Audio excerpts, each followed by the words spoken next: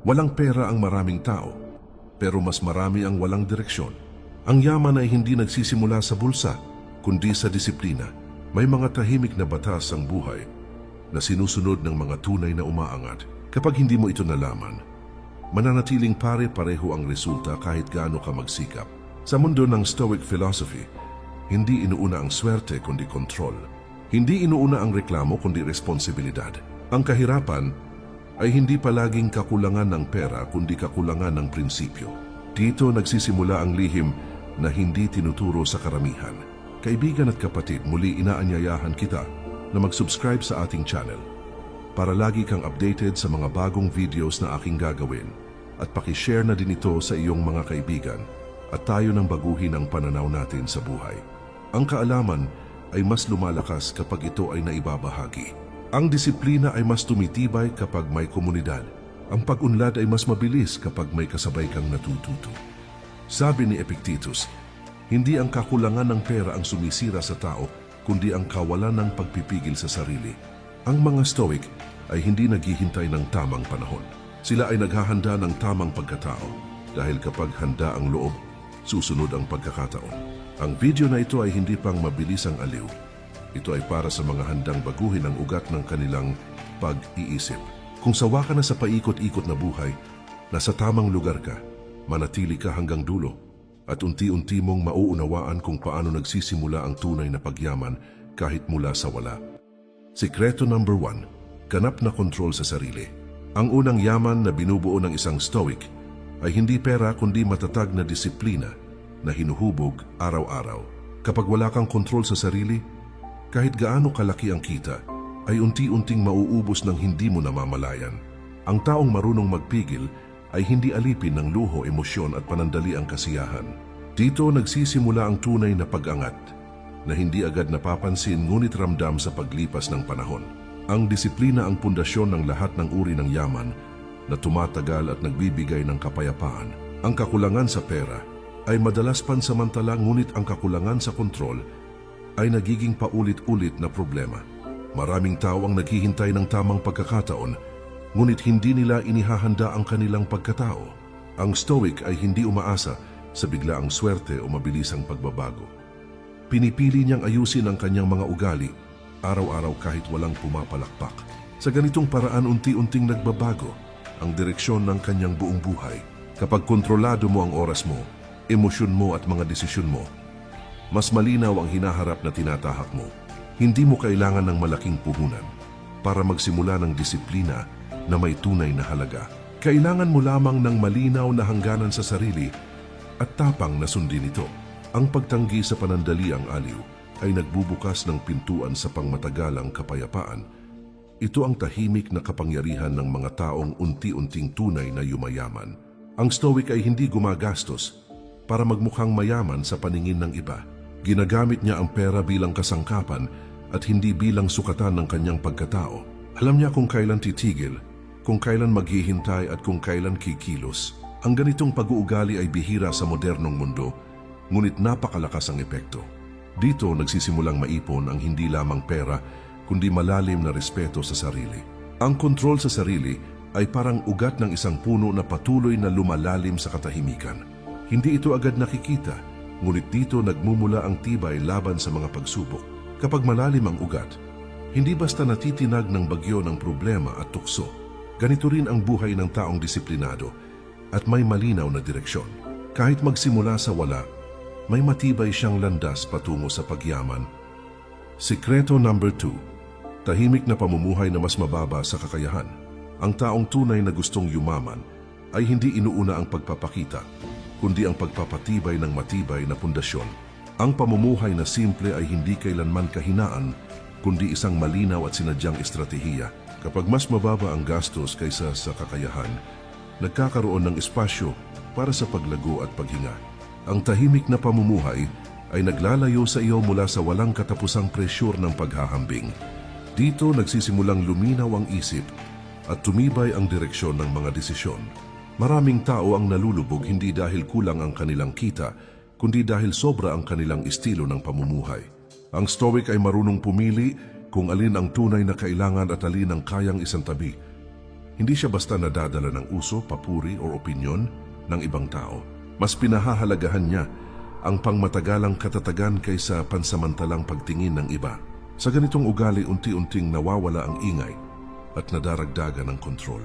Kapag simple ang pamumuhay, mas nagiging malinaw at matino ang mga desisyong pinansyal.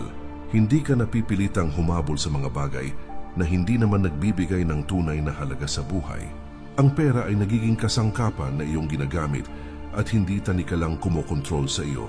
Mas nagkakaroon ka ng lakas ng loob para mag-ipon at maghanda para sa hinaharap. Ang ganitong katahimikan ay bihirang matagpuan sa mundong puno ng inggit at pagmamadali. Ang Stoic ay hindi natatakot mamuhay ng mas mababa kaysa sa kanyang kakayahan. Alam niyang ang pagitan ng kita at gastos ang tunay na pinanggagalingan ng yaman. Habang ang iba ay abala sa pagpapakita ng tagumpay, siya ay tahimik na abala sa pagbuo nito. Habang ang iba ay pagod sa walang tigil na paghahabol, siya ay kalmado sa matiyagang paghihintay. Ito ang lakas ng taong hindi kailanman naging alipin ng imahe. Ang tahimik na pamumuhay ay parang paglalakad ng magaan ngunit tuloy-tuloy ang direksyon. Hindi ito mabilis sa simula, ngunit nagiging matibay at matatag sa paglipas ng panahon. Kapag hindi ka nabibigatan sa gastos, mas tumitibay ang loob at pasensya mo. Mas nagiging handa ka sa mga hindi inaasahang pagsubok at pagbabago. Kahit maliit ang simula, mas malaki ang tsansang tumagal at lumalim ang pagyaman. Sikreto number 3, paglalaan ng oras sa paghubog ng isip. Ang yaman na tumatagal ay nagsisimula sa isip na disiplinado at hindi madaling matinag. Ang Stoic ay inuuna ang paglinang ng pag-unawa bago ang paghabol sa kita. Kapag malinaw ang pag-iisip, mas kaunti ang maling desisyon na nagdudulot ng pagsisisi. Ang oras na ginugugol sa pag-aaral ay tahimik na puhunan na hindi ninanakaw ng panahon. Dito nagsisimula ang lakas na hindi agad nakikita, ngunit palaging ramdam. Maraming tao ang abala sa pagkita ng pera, ngunit pabaya sa paghasa ng isip. Ang Stoic ay kabaligtaran ng karamihan dahil inuuna niya ang kaalaman at karunungan. Hindi siya kontento sa mababaw na impormasyon at paulit-ulit na opinyon. Pinipili niyang palalimin ang pag-unawa sa sarili at sa mundo. Sa ganitong paraan nagiging mas matatag ang bawat hakbang na kanyang tinatahak. Kapag sanay ang isip sa pag-iisip ng malalim, mas mahirap itong malinlang. Hindi ka basta naaakit ng pangakong mabilis na resulta.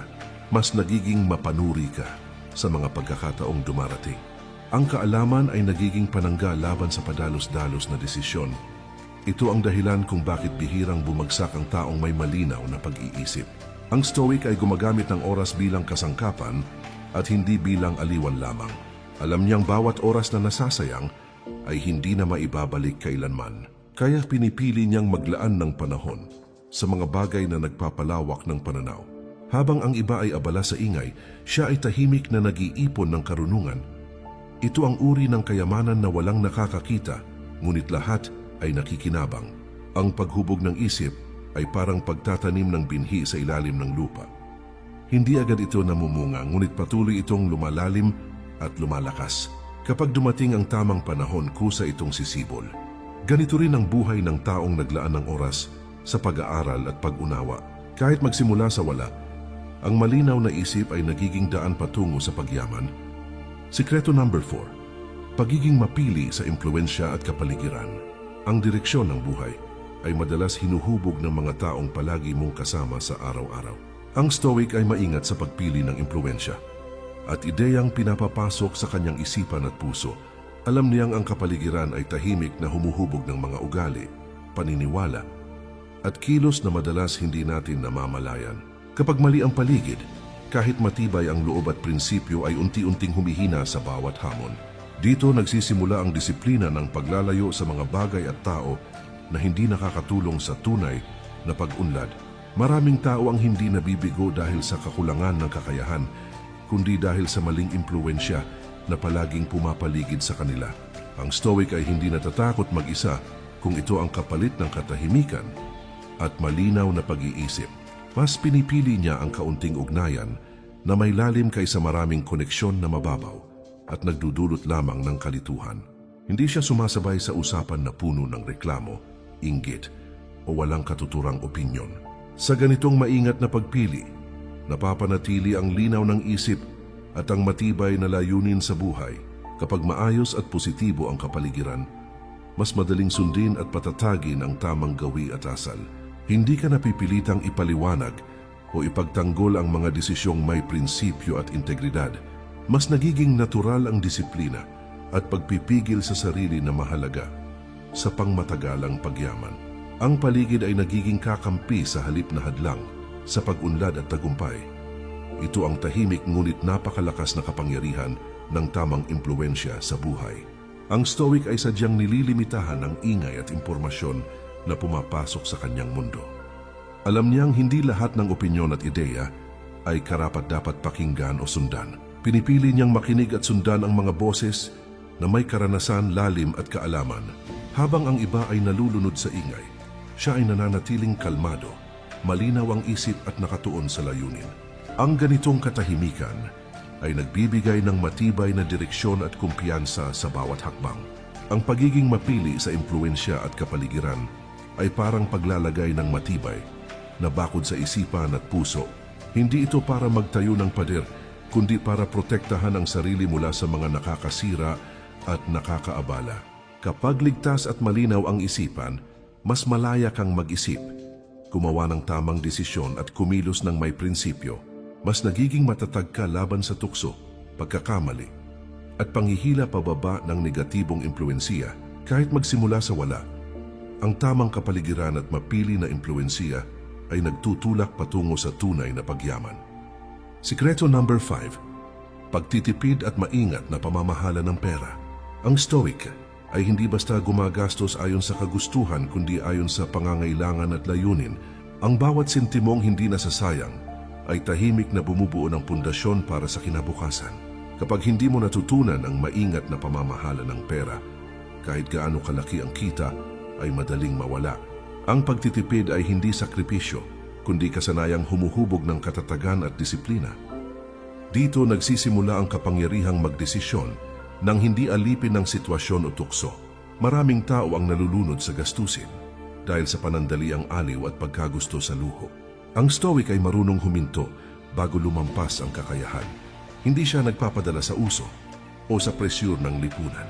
Mas pinipili niyang ilaan ang pera sa bagay na tunay na magpapalago at magpapatibay sa kanyang buhay. Sa ganitong paraan, unti-unting lumalakas ang pundasyon ng yaman na hindi nakikita ng iba. Kapag natutunan mong i-prioritize ang pangmatagalang benepisyo kaysa pansamantalang kasiyahan, mas malinaw ang landas. Hindi ka basta naakit ng mabilisang kita o tukso ng luho. Ang bawat desisyong pinansyal ay nagiging hakbang patungo sa kalayaan at seguridad. Mas nagkakaroon ka ng kontrol sa buhay mo kaysa sa kontrolin ng sitwasyon at luho. Ito ang tahimik na kapangyarihan ng maingat na pamamahala ng yaman. Ang Stoic ay gumagamit ng pera bilang kasangkapan at hindi bilang sukatan ng tagumpay o pagkatao. Alam niyang ang yaman ay hindi lamang nakabase sa dami kundi sa paraan ng paggamit. Habang ang iba ay abala sa pagpapakita at paghahabol, siya ay abala sa pagtitipid at maingat na pagpaplano. Ang disiplina sa pera ay nagiging pundasyon ng mas malalim na kalayaan at kapanatagan. Ito ang uri ng yaman na hindi madaling mawala at tumitibay sa paglipas ng panahon. Ang pagtitipid at maingat na pamamahala ng pera ay parang pagtatanim ng matibay na punla sa mabuting lupa. Hindi ito agad nakikita, ngunit unti-unting lumalago at nagiging matibay na puno. Kapag handa ang pundasyon, kahit dumating ang unos ng problema at gastusin, mananatili kang matatag. Mas nagiging handa ka sa anumang hamon at mas malaya sa panghihila ng tukso at luho. Kahit magsimula sa wala, ang maingat na pamamahala ng pera ay nagtutulak patungo sa pangmatagalang pagyaman at kapayapaan. Sikreto number 6, pagpapalakas ng kakayahan at kasanayan. Ang tunay na yaman ay hindi lamang nasusukat sa pera, kundi sa kakayahan at kasanayan na hawak ng isang tao. Ang Stoic ay inuuna ang paghubog ng sarili at paglinang ng kaalaman bago ang mabilisang kita. Kapag sanay ang kamay at isip sa produktibong gawain, ang oportunidad ay kusang dumarating.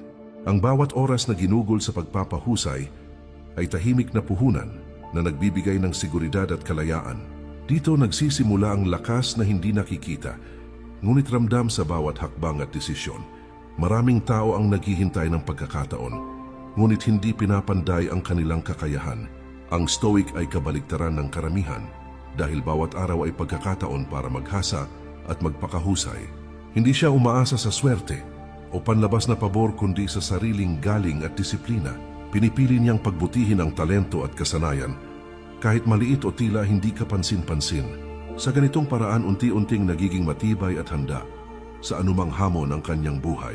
Kapag mas may kakayahan at kasanayan ng tao, mas malinaw ang landas sa pag-unlad. Hindi ka basta naakit ng madaling oportunidad o panandali ang kita. Mas nagiging maingat at mapanuri sa mga hakbang na tinatahak. Ang galing at disiplina sa kasanayan ay nagiging panangga laban sa padalos-dalos na desisyon. Ito ang dahilan kung bakit bihirang mabigo ang taong may malinaw na kakayahan at kasanayan. Ang Stoic ay gumagamit ng oras at lakas para palakasin ang sarili at hindi para lamang aliwin ang sarili. Alam niyang bawat sandali na ginugugol sa pagpapabuti ay hindi na maibabalik, ngunit may pangmatagalang epekto. Kaya pinipili niyang maglaan ng panahon sa mga gawain at pagsasanay na tunay na magpapalakas sa kanya. Habang ang iba ay abala sa walang kabuluhang aktibidad, siya ay tahimik na nag-iipon ng kakayahan. Ito ang uri ng kayamanan na walang nakakakita, ngunit lahat ay nakikinabang sa hinaharap. Ang pagpapalakas ng kakayahan at kasanayan ay parang pag-aalaga sa binhi na unti-unting lumalago sa ilalim ng lupa. Hindi ito agad nakikita, ngunit lumalakas at lumalalim habang lumilipas ang panahon. Kapag dumating ang tamang pagkakataon, kusa itong sisibol at magbubunga. Ganito rin ang buhay ng taong naglaan ng oras at pagsisikap sa pagpapabuti ng sarili. Kahit magsimula sa wala, ang malinaw na kasanayan at kakayahan ay nagiging daan patungo sa pangmatagalang pagyaman at tagumpay. Sikreto number 7. Pagpapanatili ng malusog na katawan at isip. Ang tunay na kayamanan ay hindi lamang nasusukat sa pera, kundi sa kalusugan ng katawan at linaw ng isip. Ang Stoic ay nauunawaan na ang malakas na katawan at matatag na isip ay pundasyon ng bawat tagumpay. Kapag ang katawan ay mahina at ang isip ay magulo, kahit gaano karami ang pera ay hindi nagagamit ng tama. Ang bawat oras na inilaan sa ehersisyo, tamang pagkain at pahinga ay tahimik na puhunan para sa hinaharap. Maraming tao ang nabibigo dahil pinapabayaan ang kalusugan at naguguluhan sa isip.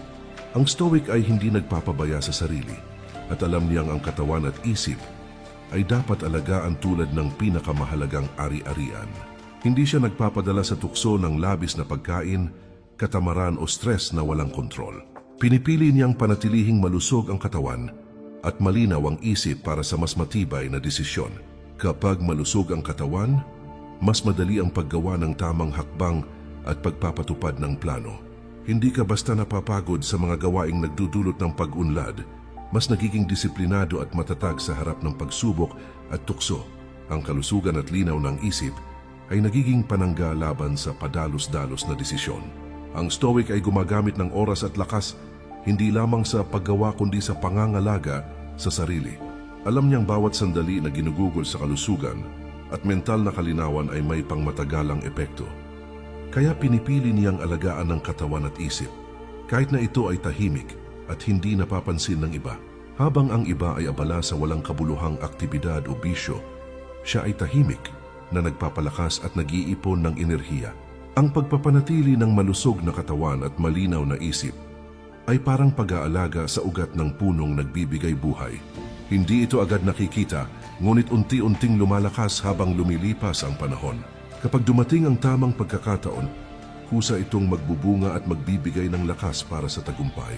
Kahit magsimula sa wala, ang malusog na katawan at malinaw na isip ay nagiging daan patungo sa pangmatagalang pagyaman at tagumpay. Sikreto number 8. Pagpapahalaga sa oras at tamang prioridad. Ang oras ay isa sa pinakamahalagang yaman na hindi na maibabalik kapag nasayang at hindi pinahalagahan. Ang Stoic ay nauunawaan na bawat sandali ay pagkakataon na magbago, magpatibay at hubugin ang sarili sa tahimik na paraan. Kapag mali ang paggamit ng oras, kahit gaano karami ang pera at kakayahan, ay unti-unting nagiging walang saysay at hindi nakikinabang. Ang tamang prioridad ay naglilinaw ng landas, nagbibigay direksyon at tumutulong sa pagbuo ng pundasyon para sa pangmatagalang tagumpay. Maraming tao ang abala sa walang katapusang gawain, ngunit hindi nakatuon sa tamang prioridad at tunay na mahalaga. Ang Stoic ay maingat sa kung saan inilalagay ang kanyang oras, enerhiya at atensyon dahil alam niyang limitado ito. Hindi siya nagpapadala sa distraksyon, padalos-dalos na aktibidad o tukso na pansamantala lamang at walang pangmatagalang kabuluhan. Pinipili niyang ituon ang pansin sa mga bagay na magpapalago sa kanya, magpapatibay sa kanyang karakter at maghahatid sa tunay na yaman. Kapag malinaw ang prioridad, mas nagiging maayos ang bawat desisyon at mas epektibo ang bawat aksyon na ginagawa. Hindi ka basta nadadala ng kagustuhan ng iba, panandali ang tukso o agos ng madla. Mas nagiging produktibo at makabuluhan ang bawat oras na inilaan mo. Kaya mas mabilis at matatag ang pag-usad sa buhay. Ito ang tahimik ngunit napakalakas na kapangyarihan ng maingat na pamamahala ng oras at malinaw na prioridad sa buhay. Ang Stoic ay hindi inaalipin ng dami ng gawain, abala o ingay sa paligid, kundi ginagabayan ng malinaw na layunin at prioridad sa bawat hakbang. Alam niyang bawat oras, bawat kilos at bawat desisyon ay dapat may kabuluhan at nagdadala sa kanya patungo sa tunay na pagyaman at katahimikan. Habang ang iba ay nalulunod sa ingay, kaguluhan at walang katapusang aktibidad, siya ay tahimik na nakatuon sa mga hakbang na magbubunga ng pangmatagalang tagumpay. Kahit magsimula sa wala, ang tamang paggamit ng oras at malinaw na prioridad ay nagtutulak sa kanya patungo sa matibay na yaman, kalayaan at kapayapaan ng isip. Sikreto number 9. Pag-iwas sa utang at pamumuhay ng ayon sa kakayahan. Ang tunay na yaman ay hindi nasusukat sa dami ng pera, kundi sa kakayahang mamuhay nang may kontrol at hindi alipin ng utang o kagustuhan ng iba. Ang Stoic ay nauunawaan na ang utang ay tahimik na tanikala na humihila pababa sa kalayaan, kapayapaan ng isip at malinaw na desisyon. Kapag ang gastos ay lampas sa kakayahan, kahit gaano karami ang kita, ay unti-unting nauubos sa interes, bayarin at pangangailangan na hindi mo pinili. Ang pamumuhay ayon sa kakayahan ay nagdudulot ng kalayaan, katahimikan at pundasyon para sa pangmatagalang pagyaman at kapayapaan. Maraming tao ang nalulunod sa utang dahil sa panandaliang aliw, labis na luho at kawalan ng disiplina sa paggastos. Ang Stoic ay hindi natatakot mamuhay ng simple, tahimik at maayos kung ito ay magbibigay ng kalayaan at matibay na pundasyon sa buhay. Pinipili niyang iwasan ang pagkakautang at mamuhay sa abot ng kanyang kakayahan, kahit pa mabagal ang pag-usad at tahimik ang pagyaman. Sa ganitong paraan, unti-unting nagiging matatag, kontrolado at handa sa anumang pagsubok ang kanyang buhay at yaman. Kapag natutunan mong mamuhay ayon sa kakayahan, mas malinaw ang landas, mas kontrolado ang bawat hakbang, at mas ligtas ang kinabukasan. Hindi ka basta naaakit ng mabilisang luho, tukso o presyur ng lipunan na magdudulot lamang ng pabigat sa buhay. Ang bawat desisyon sa paggastos ay nagiging hakbang patungo sa kalayaan, kapanatagan ng loob at matibay na pundasyon ng yaman. Ito ang tahimik, ngunit napakalakas na kapangyarihan ng disiplina at pamumuhay ng may kontrol sa sariling pera at gastusin. Ang Stoic ay ginagamit ang kanyang kakayahan sa pera bilang kasangkapan at hindi bilang sukatan ng tagumpay, respeto o status. Alam niyang ang yaman ay hindi nasusukat sa dami, kundi sa paraan ng paggamit at kakayahang mamuhay ng malaya at may dignidad.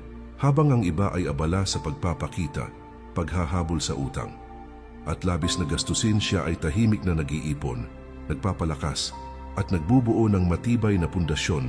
Ito ang uri ng kayamanang hindi agad nakikita, ngunit ramdam sa bawat hakbang at magbubunga sa hinaharap.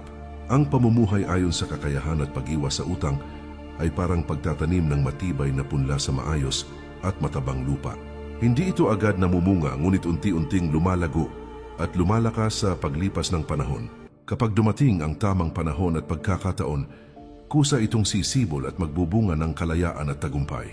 Kahit magsimula sa wala, ang pamumuhay ng ayon sa kakayahan at disiplina sa pera ay nagiging daan patungo sa pangmatagalang pagyaman at kapayapaan ng isip.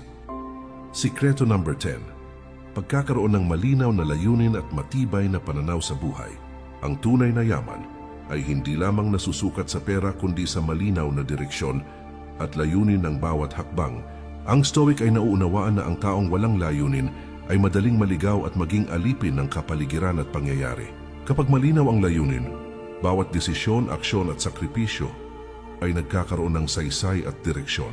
Ang matibay na pananaw sa buhay ay nagbibigay ng kalinawan, kapanatagan at pundasyon para sa pangmatagalang pagyaman. Maraming tao ang abala sa paghahabol ng pansamantalang aliw at pera, ngunit walang malinaw na dahilan kung bakit. Ang Stoic ay hindi sumusunod sa agos ng karamihan, kundi nagtatakda ng sariling landas na may layunin at prinsipyo. Pinipili niyang ituon ang pansin sa mga bagay na maghahatid sa kanya sa tunay na tagumpay at katahimikan ng isip. Sa ganitong paraan, unti-unting lumalakas ang loob, nagiging matatag at nagkakaroon ng kontrol sa sariling buhay. Kapag malinaw ang layunin, mas nagiging disiplinado at mapanuri ang bawat hakbang na tinatahak. Hindi ka basta nadadala ng tukso, uso o panandali ang kasiyahan, mas nagiging malinaw ang pangmatagalang landas at mas madali ang pagtukoy ng tamang desisyon. Ito ang tahimik, ngunit napakalakas na kapangyarihan ng malinaw na layunin sa buhay. Ang Stoic ay hindi nag-aaksaya ng oras sa walang kabuluhang bagay dahil alam niyang bawat hakbang ay dapat may layunin. Ang kanyang desisyon at aksyon ay gabay ng matibay na pananaw at prinsipyo. Habang ang iba ay nalulunod sa ingay at kaguluhan, siya ay tahimik na nakatuon sa bawat hakbang patungo sa pangmatagalang pagyaman kahit magsimula sa wala.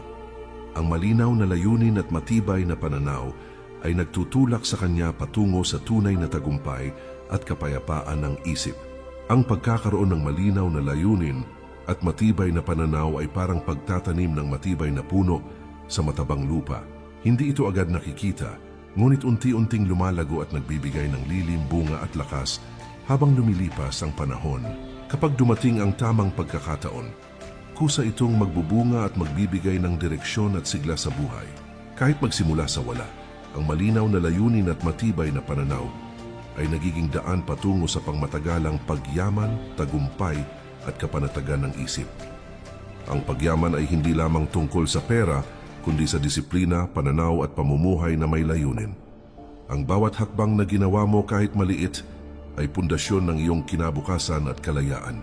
Ang Stoic ay nauunawaan na ang tunay na kayamanan ay nasa kakayahang mamuhay ng may kontrol, malinaw na layunin at katahimikan ng isip. Hindi sapat na magsimula, kailangan ding magpatuloy ng may disiplina at tiyaga sa bawat araw, sa bawat desisyon, sa bawat kilos, at sa bawat pagpipigil sa tukso. Unti-unting bumubuo ang iyong yaman at karakter. Ang buhay ay parang ilog, patuloy ang agos at hindi mo ito mapipigilan. Ngunit ikaw ang pumipili kung saan itutok ang iyong enerhiya. Kapag ang isip, katawan at damdamin ay nakahanay sa tamang prinsipyo, nagiging matatag at handa ka sa anumang hamon.